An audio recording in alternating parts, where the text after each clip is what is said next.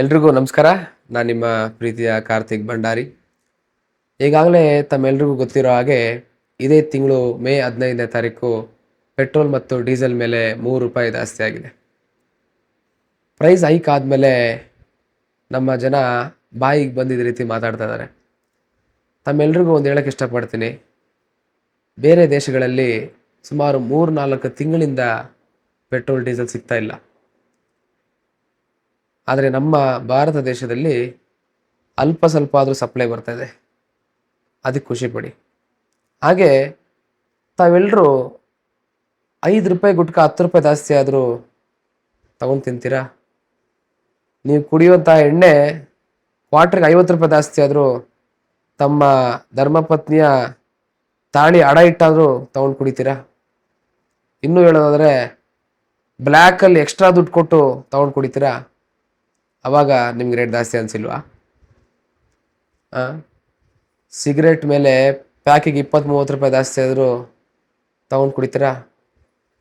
ಆರೋಗ್ಯ ಹಾಳು ಮಾಡೋಕ್ಕೆ ನಿಮಗೆ ಖರ್ಚು ಜಾಸ್ತಿ ಆದರೂ ಚಿಂತೆ ಇಲ್ಲ. ದಿನನಿತ್ಯ ಬಳಕೆ ಆಗುವಂಥ ಎಸೆನ್ಷಿಯಲ್ ವಸ್ತು ಮೇಲೆ ₹3 ಜಾಸ್ತಿ ಆದರೆ ಇಲ್ದಿರೋದೆಲ್ಲ ಮಾತಾಡ್ತಾ ಇದ್ದೀರಾ. ತಮ್ಗೆಲ್ರಿಗೂ ಒಂದು ತಿಳಿದಿರಲಿ, ಕೋವಿಡ್ ಟೈಮಲ್ಲಿ ಸರ್ಕಾರ 1.5-2 ವರ್ಷಗಳ ಕಾಲ ಸತತವಾಗಿ ಲೀಟರ್ಗಟ್ಟಲೆ ಹಾಲನ್ನು ಫ್ರೀಯಾಗಿ ಮನೆ ಮನೆಗೆ ತಲುಪಿಸಿದ್ರು. ಅವಾಗ ಯಾರು ಸರ್ಕಾರಕ್ಕೆ ಧನ್ಯವಾದ ಹೇಳಿಲ್ಲ? ಕೋವಿಡ್ ಟೈಮಲ್ಲಿ ಬೇರೆ ದೇಶಗಳಲ್ಲಿ ₹1,000 ವ್ಯಾಕ್ಸಿನೇಷನ್ನ ಮಾರ್ಕೊಂಡಾಗ ನಮ್ಮ ದೇಶದಲ್ಲಿ ಫ್ರೀಯಾಗಿ ಕೊಟ್ಟರು. ಅವಾಗ ಯಾರು ಸರ್ಕಾರಕ್ಕೆ ಧನ್ಯವಾದ ಹೇಳಿಲ್ಲ? ಅದೆಲ್ಲ ಬಿಡಿ, ಇದೇ ವರ್ಷ ಮಾರ್ಚ್ 21ನೇ ತಾರೀಕು ಎಕ್ಸೈಸ್ ಡ್ಯೂಟಿ ಮೇಲೆ ₹10 ಕಮ್ಮಿ ಮಾಡಿದ್ರು ಸರ್ಕಾರ. ಅವಾಗ ಯಾರು ಸರ್ಕಾರಕ್ಕೆ ಧನ್ಯವಾದ ಹೇಳಿಲ್ಲ?